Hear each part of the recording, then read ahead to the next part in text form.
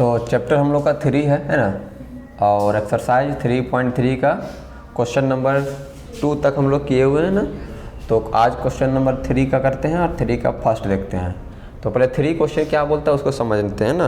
तो क्वेश्चन 3 में बोला गया कि निम्न समस्याओं में रैखिक समीकरण युग्म बनाइए और उनके हल प्रतिस्थापन विधि द्वारा ज्ञात कीजिए।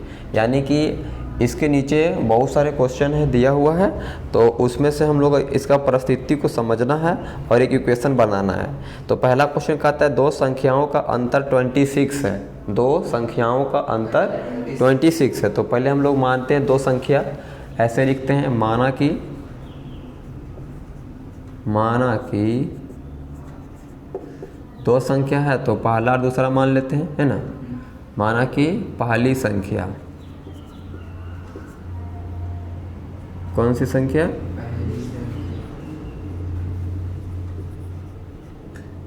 तो पहली संख्या मान लिए x और दूसरी संख्या मान लिए y।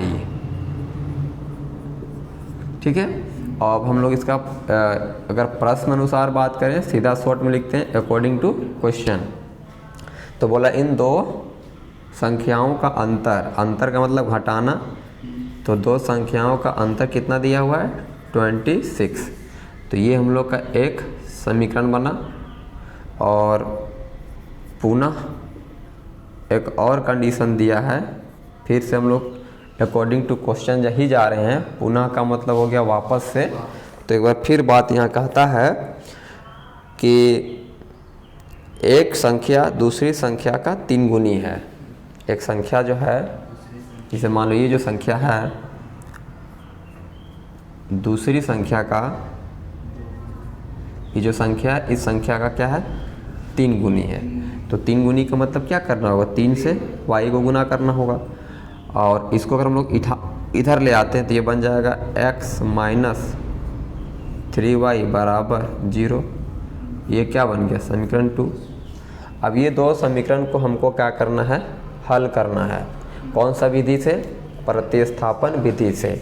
तो यहाँ लिख देते हैं हम लोग प्रतिस्थापन विधि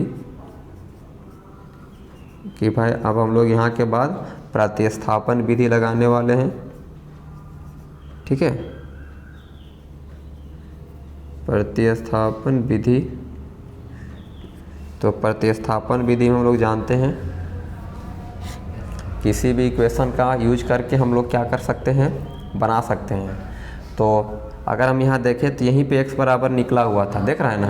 हाँ, एक x बराबर डायरेक्ट यहाँ निकला था, तो ये तो और आसानी से बन जाएगा हम लोग का।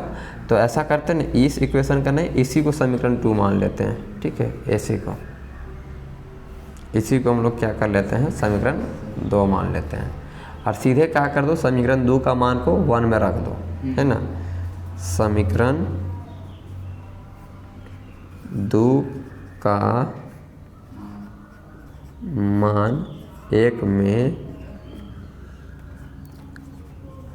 रखने पर, जैसे 2 में रखे थे, 2 का मान 1 में रख दें। समीकरण 2 का मान मतलब x का मान यहाँ पे लिख देते हैं, है ना। ये दिख रहा है ना x का मान, इसको 1 में रख देंगे। तो यहाँ हो जाएगा, देखो x बराबर कितना है 3y, तो यहाँ 3y आ जाएगा। जैसे वहाँ पे 3y आ जाएगा और यहाँ पहले से कितना था, एक y था ना, बराबर 26। अब 3y में एक y जाएगा, कितना मिल जाएगा, ये 2y बराबर 26। अब यहाँ से अगर हम लोग y निकालना चाहेंगे 26 डिवाइड बाई 2, तो y बराबर 2 का टेबल में तो 26 कट जाएगा, तो 13 बार में आ जाएगा। तो यहाँ से y का वैल्यू कितना निकल गया। अब इस y का वैल्यू को कहाँ रखेंगे हम लोग, समीकरण 2 में, है ना। y का मान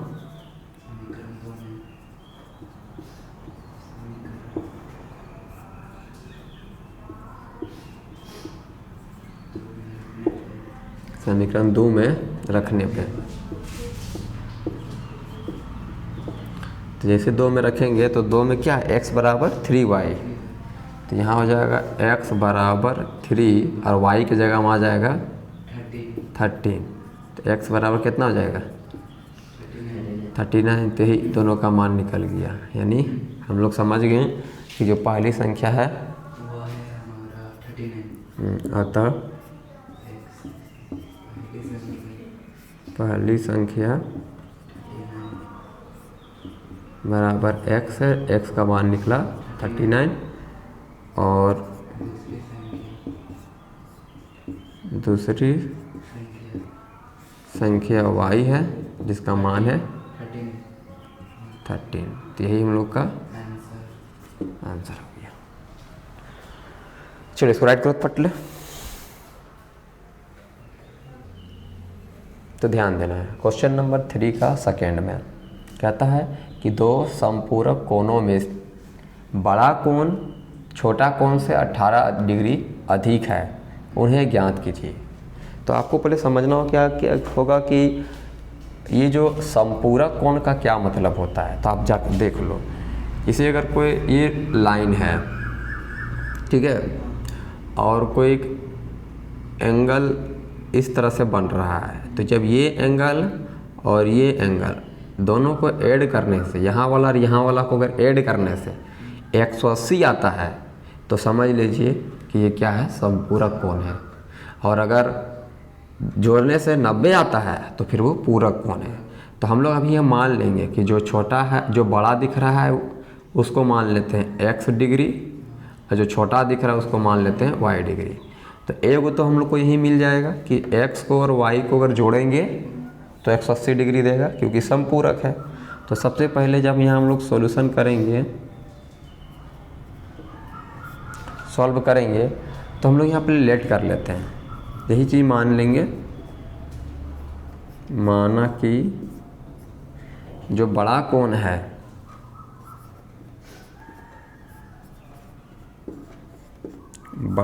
है उसको मान लेते हैं x डिग्री, क्योंकि वह कोण इसलिए डिग्री मानना पड़ रहा है ना, और छोटा कोण जो है वो उसको मान लेते हैं y डिग्री। ठीक है, आपको इतना तो समझ में आ गया है अकॉर्डिंग टू क्वेश्चन, है ना, अकॉर्डिंग टू क्वेश्चन ये प्रश्न अनुसार इतना तो समझ में आ गया है कि इन दोनों का जो योग होगा, यानी x डिग्री प्लस y बराबर 180 डिग्री। ठीक है, x प्लस वाई बराबर 180 डिग्री, ये हम लोग का समीकरण 1 बन गया है। और अब यहाँ जो बोला है कि दो समपूरक कोण में, जैसे दो समपूरक कोण में बड़ा कोण जो है, ये जो बड़ा वाला है, तो भाई अगर बड़ा है तो कितना बड़ा है, तो बोलता है छोटा कोण से 18 डिग्री अधिक है, यानी ये अधिक है। कितना अधिक है, 18 डिग्री। किससे अधिक है, इससे। तो पुनः हम लोग फिर से इसी सिचुएशन को फिर से देखो लिख सकते हैं ऐसे कि जो बड़ा वाला कोण है, देखो ऐसे कि जो बड़ा वाला कोण है छोटा वाला कोण का 18 डिग्री अधिक है, मतलब छोटा वाला में 18 डिग्री जोड़ेंगे तब बड़ा वाला कोण के बराबर होगा। तो इसी सिचुएशन को हम लोग मान लिए समीकरण 2। इसमें सीधे x बराबर देखो दिख रहा है ना, इसका मान हम लोग सीधे यहाँ रख देंगे, यानी यहाँ हम लोग इसको सॉल्व करने कौन सा विधि से बोला जा रहा है, प्रतिस्थापन विधि से। तो फिर हम लोग यहाँ पे प्रतिस्थापन विधि का यूज करेंगे। प्रतिस्थापन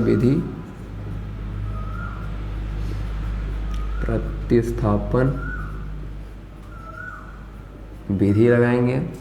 तो प्रतिस्थापन विधि लगाने के लिए x का जो मान उसको कहाँ रखेंगे, समीकरण 1 में। तो ये कौन सा है, समीकरण 2 से। तो लिख देते हैं समीकरण 2 से। तो 2 में क्या दिख रहा है, x बराबर y प्लस 18 दिख रहा है। अब इस x का मान को कहाँ रखेंगे, x का मान समीकरण 1 में रखने पर, अगर हम लोग 1 में रखेंगे तो 1 में क्या है, ये वाला दिख रहा है। तो ये कितना दिख रहा है, x प्लस, तो x का जगह में कितना था, y प्लस 18 ना, तो हम लोग यहाँ रखेंगे y प्लस 18, फिर प्लस देंगे और ये जो y है उसको लिखेंगे। उसके बाद कितना लिखा है, 118 डिग्री। चलो तो ये y और y क्या हो जाएगा, क्या बन जाएगा, और 18 को उधर भेज देते हैं, 180 में 18 जाएगा तो घटाइए, 180 में 18 घटाओ तो इधर 8 में 2 है ना, 17 में 1 16, 162 आएगा। और अगर यहाँ से हम y निकाल लेते हैं तो 162 डिवाइड बाई 2 आएगा। 2 का टेबल में काटें इसको, 2 8 जा 16, 2 1 जा, तो यहाँ से y बराबर कितना निकला 81। तो y बराबर 81 डिग्री यहाँ से निकल गया है।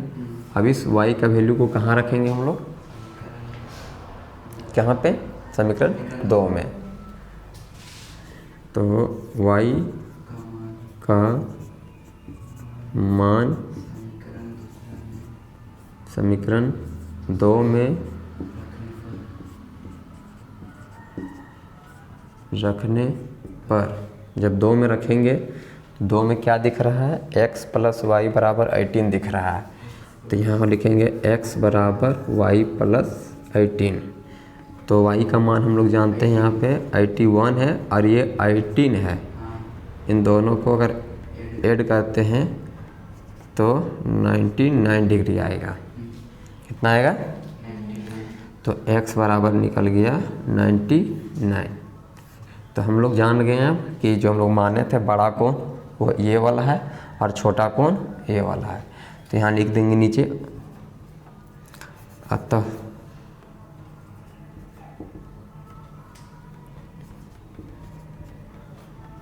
बड़ा कोण x है और x का जो वैल्यू है वो 99 डिग्री है, और छोटा कोण जो है वो y है और जिसका वैल्यू कितना है 81 डिग्री, है ना। और इसमें से आप ऐड करके देख सकते हो, इससे अधिक है ये 18 डिग्री, बड़ा तो है लेकिन कितना बड़ा, इससे 18 डिग्री बड़ा है। तो इस तरह हम लोग का x और y का मान निकल गया। समझ में आई बात, इसको राइट करो फिर आगे बनाते हैं। तो क्वेश्चन नंबर 3 का 3 में है कि एक क्रिकेट टीम के कोच ने, अब कोच है भाई, तो कोच ने क्या क्या कर रहा है ध्यान देना। कहता है कि 7 गो बल्ला खरीदा है और 6 गो गेंद खरीदा है। कितना बल्ला है, 7 गो बल्ला और 6 गो गेंद है, और इसका कॉस्ट कितना पड़ रहा है 3800 रुपया। मतलब टोटल कॉस्ट है, टोटल कॉस्ट कितना है 3800 रुपया है। 7 गो बल्ला में और 6 गो गेंद का कुल दाम 3800 रुपया है। तो अगर हम लोग का दाम निकालना होगा तो हमको तो मालूम करना होगा कि एक बल्ला का दाम कितना है, तभी तो 7 गो बल्ला का दाम टोटल आया होगा। फिर एक गो गेंद का दाम निकालना होगा, तभी तो पता चलेगा कि 6 गो गेंद का दाम कितना है। फिर दोनों को जोड़ेंगे तब ना पता चलेगा टोटल का पैसा है, तब पता चलेगा कि टोटल पैसा जो है वो 3800 है, 3800 रुपया है। और फिर बाद में उसने 3 बल्ला, देखो फिर से खरीद रहा है, ये देखो 3 बल्ला और 5 गेंद फिर खरीदता है, और इसका दाम निकलता है 1750 रुपया। तो प्रत्येक बल्ले, देखो प्रत्येक बल्ले यानी हर एक बल्ला का, यानी एक बल्ला का, और प्रत्येक यानी कि एक गेंद का मूल्य ज्ञात करें। तो ध्यान दें, लास्ट से पता चलता है हमको मानना क्या है। जैसे बोला ना कि प्रत्येक बल्ले और प्रत्येक गेंद का मूल्य ज्ञात करना है, तो हम लोग प्रत्येक गेंद बल्ले का ही मान लेंगे x और प्रत्येक गेंद को मान लेंगे y। ठीक है, तो यहाँ लास्ट से पता चल जाएगा निकालना क्या है। तो हम लोग निकालने बोला कि प्रत्येक बल्ला, तो हम लोग यहाँ मानेंगे, प्रत्येक को लिख देंगे 1। हाँ, माना कि एक, सबसे पहले क्या बल्ला है, तो एक बल्ले का मूल्य, एक बल्ले का मूल्य कितना मान लेते हैं x रुपया। एक बल्ले का मूल्य x रुपया हो गया, तो एक गेंद का मूल्य को मान लेते हैं y रुपया। अब हम लोग प्रश्न को यहीं से समझते हैं। देखो साफ साफ समझ में आ रहा है कि अगर 7 गो बल्ला है, ठीक है, 7 गो बल्ला है और एक गो बल्ला का दाम x रुपया है, तो क्या हो जाएगा 7 गुने x यानी 7x। फिर जोड़ देंगे क्योंकि भाई दोनों मिला के मेरा 3800 रुपया है। तो अगला क्या है, 6 गेंद है और 1 गेंद का दाम कितना है, y रुपया, और टोटल कितना पैसा बन रहा है, 3800 रुपया। तो ये मेरा समीकरण 1 बना। फिर हम लोग जब इसको पुनः इसी स्थिति को देखें तो अब बोलता है 3 गो बल्ला है और 5 गो कितना, 5 गो गेंद है, 3 गो बल्ला है, 5 गो गेंद है, तो इसका दाम कितना हो जाता है, 1750 रुपये। ये हम लोग का समीकरण दूसरा बना। तब इसी को, यही दोनों समीकरण को क्या करना है, प्रतिस्थापन विधि से हल करना है। तो आते हैं प्रतिस्थापन विधि में। प्रतिस्थापन विधि, तो प्रतिस्थापन विधि को बनाने के लिए हम लोग किसी भी 2 समीकरण में से एक समीकरण में जाएंगे। पहला ही सब बनाते हैं ना, समीकरण 1 से, समीकरण 1 से। तो 1 से पहले अगर देखें तो यहाँ से x का मान निकालना होगा। तो क्या क्या है, 7x है प्लस है 6y है बराबर दिख रहा है 3800 है 3800। अब यहाँ से इसको उधर भेजेंगे तो यहाँ से 7x आएगा, है ना, 7x आएगा तो कितना हो जाएगा इधर, 3800 माइनस 6y। यहाँ से x निकालना चाहेंगे, 3800 माइनस 6y, ये जो ये डिवाइड में 7 आएगा। ये पूरा हम लोग का बन गया समीकरण 3। अब इस x का मान को कहाँ रखेंगे, समीकरण 2 में रखेंगे, है ना। तो x का मान समीकरण 2 में रखने पर, जैसे 2 में रखेंगे तो यह वाला है ना, तो ये बन जाएगा 3x, 3 और x की जगह पूरा आ जाएगा 3800 माइनस 6y डिवाइड बाई 7। उसके बाद है प्लस में 5y, प्लस में 5y बराबर कितना है, 1750 रुपया। ठीक है। अब हम लोग यहाँ से क्या करेंगे, इसको सॉल्व करने काम करेंगे। तो इसको इससे मल्टीप्लाई करेंगे, इसको इससे मल्टीप्लाई करेंगे। तो इसको इससे मल्टीप्लाई करेंगे कितना हो जाएगा, इसके 4 2 9 2 11, देखो इतना हो जाएगा 11400। जब इसको इससे मल्टीप्लाई करेंगे ना तो हो जाएगा 18y, और नीचे लोग जानते हैं पूरा में 7 है। ठीक है। उसके बाद क्या दिया हुआ, प्लस में 5y बराबर 1750। इसके नीचे कुछ नहीं तो 1 है, समझिए 1 और 7 का एलसीएम लेते हैं। एलसीएम लेंगे तो 7 आएगा। अब 7 का टेबल में तो 7 1 बार में आता है, तो 1 को अगर हम मल्टीप्लाई करेंगे इससे तो यही मिलने वाला है 11400 माइनस 18y। लेकिन 1 का टेबल में तो 7 बार में आएगा, और 7 को 5 से मल्टीप्लाई करेंगे तो 35y आएगा, इक्वल टू यहाँ पे 1750 हो गया।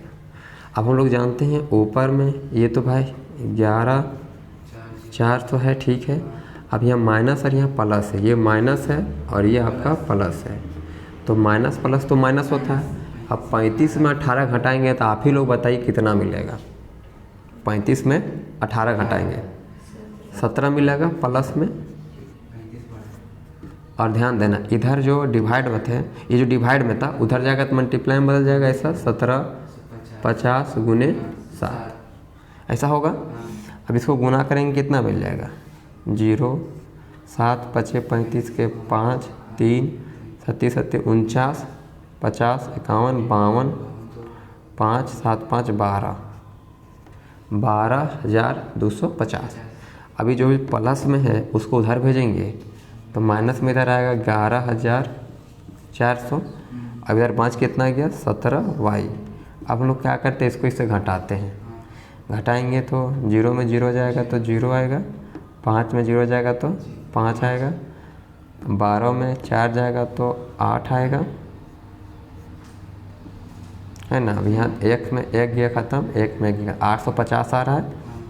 17y, तो यहाँ से y निकालेंगे तो 50 डिवाइड बटा 17, 17 पचे 85, तो 50 निकला।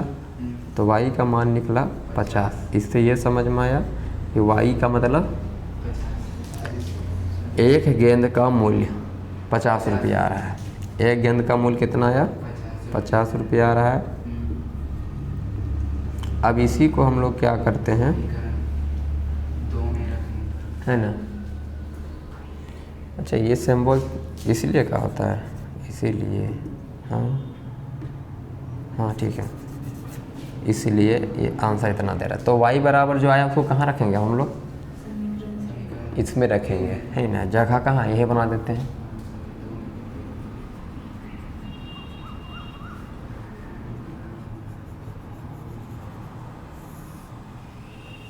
ठीक है, तो अब y का मान को कहाँ रखेंगे? इसमें रखेंगे। तो y का मान तीसरा समीकरण तीसरा में रखने पर रखेंगे तो ये कितना x है? x बराबर हो जाएगा, ऊपरे हो जाएगा 3800 माइनस 6 गुने 50, क्योंकि 6y है ना, 6 गुने 50 डिवाइड बाई। अब ऐसा करो तो ऊपर एक मल्टीप्लाई करेंगे तो कितना हो जाएगा यहाँ? 3800 माइनस 6 पचे 30, 300। तो 300 घटाएंगे तो ये कितना बचेगा? 3500।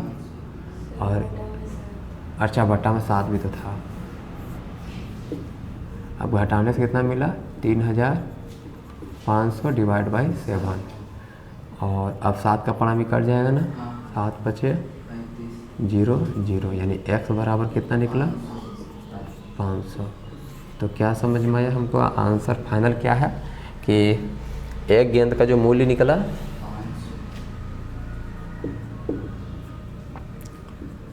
एक गेंद का मूल्य निकला x, और x का मतलब 500 रुपया, है ना। अब हम लोग निकाल लेते हैं कितना? एक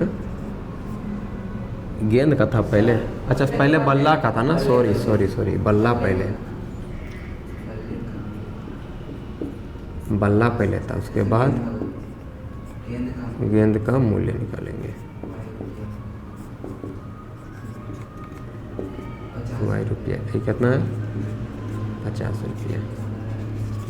तो ये हम लोग का फाइनल आंसर हुआ। समझ में आई बात कि नहीं? कहीं दिक्कत है? कहीं दिक्कत है तो बोलना, है ना। चलिए ठीक है, इसको राइट करिए, फिर आगे बढ़ते हैं। ये 3 का 4th नंबर है, इसको ध्यान से पहले समझिए क्वेश्चन क्या बोल रहा है। कहता है एक नगर में, मतलब कोई शहर में है, टैक्सी के भाड़े मतलब तो जान ही रहा है भाई, किराया। तो टैक्सी मतलब कोई टेम्पो का किराया में एक नियत भाड़ा के लिए, मतलब शुरू में जैसे तुम टेम्पो में बैठ गया ना, तो पे फिक्स भाड़ा तुमको लगेगा, मतलब फिक्स है। उसके बाद बोलता है एक नियत भाड़ा लग रहा है, भाड़े के लिए अतिरिक्त चली गई दूरी और फिर जितना किलोमीटर चलेगा उसका अलग से पैसा लगेगा, पर भाड़ा सम्मिलित किया जाता है। तो कोई इंसान है जो भाई बोलता है कि 10 किलोमीटर दूरी के लिए अगर चलता है तो उसको 105 रुपया चुकाना पड़ता है, तथा अगर वो 15 किलोमीटर चलता है, 15 किलोमीटर चलने के लिए 155 रुपया का भाड़ा चुकाना पड़ता है। तो देखो यहाँ से पता चलेगा कि मानना क्या है। तो बोलता है नियत भाड़ा तथा प्रति किलोमीटर भाड़ा क्या है। तो एक पता चल गया कि हमको मानना होगा नियत भाड़ा, और दूसरा मानना होगा प्रति किलोमीटर भाड़ा। तो हम नियत भाड़ा को नाम दे देंगे x, माना कि, है ना, नियत भाड़ा यानी फिक्स भाड़ा x रुपया होगा, और फिर बोला प्रति किलोमीटर भाड़ा, प्रति किलोमीटर भाड़ा ये हो जाएगा y रुपया। अब हम इसको अकॉर्डिंग टू क्वेश्चन के आधार पर ध्यान देना।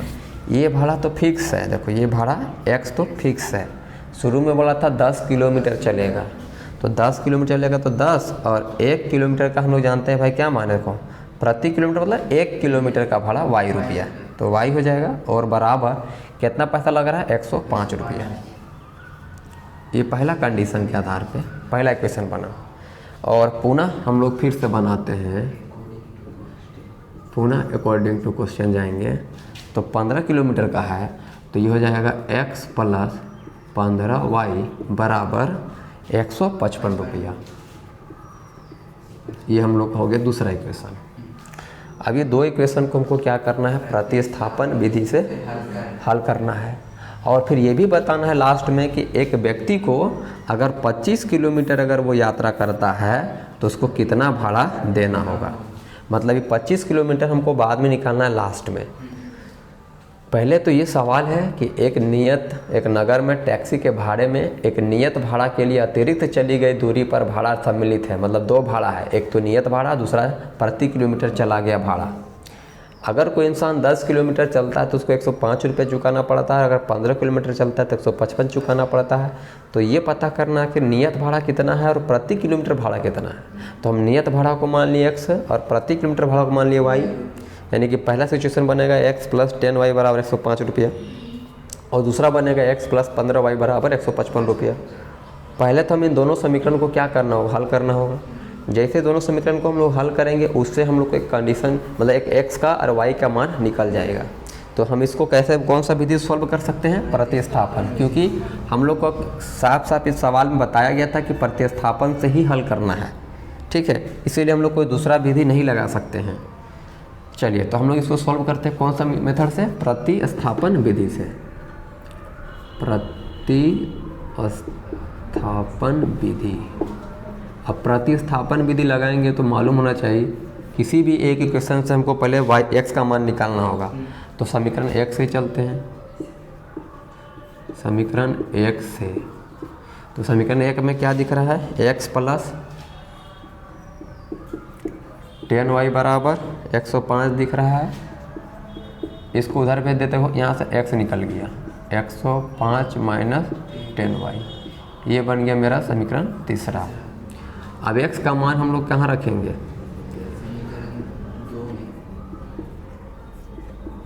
समीकरण 2 में रखने पे है ना, रखने पे तो रखेंगे, देखो कहाँ से रखेंगे, दूसरा यहाँ है ना, तो x की जगह कितना रखेंगे, ये वाला 105 माइनस 10 नहीं, अच्छा हाँ ये 10y है, इतना इसके जगह गया। और फिर प्लस में देखो ये वाला के जगह में पूरा इसका मान ये पूरा पुट किया गया है ना, और ये वाला प्लस में बराबर, अच्छा 10y में 15y जाएगा तो कितना बचेगा, प्लस में 5y, इधर है 155, और ये जो प्लस में उधर जाएगा तो माइनस में 105। तो यहाँ से अगर y निकालना चाहेंगे तो 5 डिवाइड में जाएगा ना, तो पहले घटा लो, 5 में 0 और 15 में 10 तो 5 देगा ना, 55 आएगा, 50 आएगा केवल, यस यस, 5 में तो 0 जाएगा तो 50 आएगा। और जो 5 डिवाइड में था वो मतलब मल्टीप्लाई से डिवाइड में आया, 10 आया। तो यहाँ से y का वैल्यू कितना निकला। अब हम इस y का वैल्यू को कहाँ रखेंगे, समीकरण 3 में।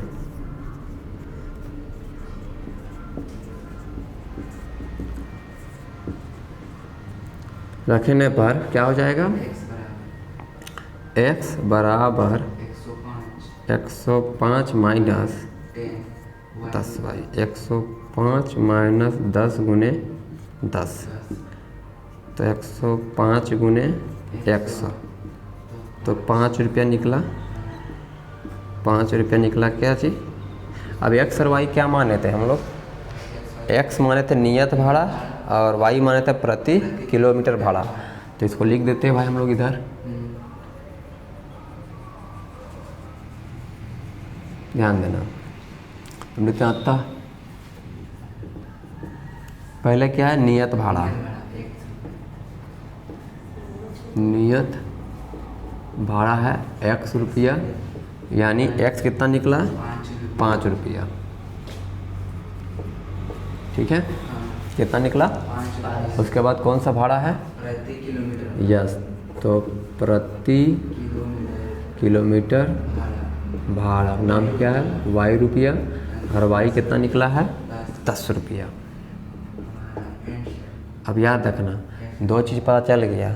शुरू में टेम्पो में बैठेगा वो 5 रुपया फिक्स है, 1 किलोमीटर जाएगा 10 रुपये, और 1 किलोमीटर जाएगा तो 10 रुपया और लगेगा, और 1 किलोमीटर जाएगा 10 रुपया, मतलब जितना किलोमीटर बढ़ते जाएगा तुम्हारा 10 रुपया और बढ़ते जाएगा। लेकिन लास्ट में जब मान लो अगर 2 किलोमीटर गया तो 2 किलोमीटर गया तो बता कितना पैसा लगेगा? नहीं, 25 रुपया लग जाएगा, क्योंकि शुरू का 1 किलोमीटर का 10 रुपया, फिर 1 किलोमीटर का 10 रुपया, तो 20 रुपया, और नियत भाड़ा फिक्स है ना 5 रुपया, तो 25 रुपये लगेगा। तो उसी तरह यहाँ हमको पता करने बोला है 25 किलोमीटर का, कितना का भाड़ा? देखो साफ साफ सवाल बोला है कि 25 किलोमीटर का भाड़ा हमको निकालना है। तो 25 किलोमीटर का भाड़ा कैसे निकालेंगे? तो हम लोग जानते हैं सिचुएशन कि x होगा प्लस 25 और प्रति किलोमीटर का y होता है ना, x हो गया नियत। अब देखो हम लोग कैसे बनाएंगे, तो x का तो 5 रुपया है, प्लस ये हो गया 25, और हर 1 किलोमीटर का कितना है? 10 रुपया। यानी हम यह कह सकते हैं कि 5 प्लस और ये 250, तो जोड़ने से कितना मिलेगा? कितना मिलेगा? हाँ, तो 255 रुपया समझो चुकाना होगा। 25 किलोमीटर का जो भाड़ा होगा वो 255 रुपया चुकाना होगा। समझ में आई बात? तुम टेम्पो में बैठ गया खाली तो उसका 5 रुपया यहाँ भाड़ा कर दिया है, उसके बाद तुम जितना चलेगा उसका अलग से 10 रुपया लगेगा। तो जितना चलेगा मतलब जितना पर किलोमीटर चलेगा उसका अलग से 10 रुपये लगेगा। तो ये हम लोग का क्वेश्चन नंबर 3 का 4th हुआ, और इसमें तो सवाल है नहीं, ये लास्ट सवाल था ना, ये है ना। तो फिर हम लोग अगला दिन नेक्स्ट एक्सरसाइज की तरफ चलेंगे। इसको आप लोग मुझे राइट करो।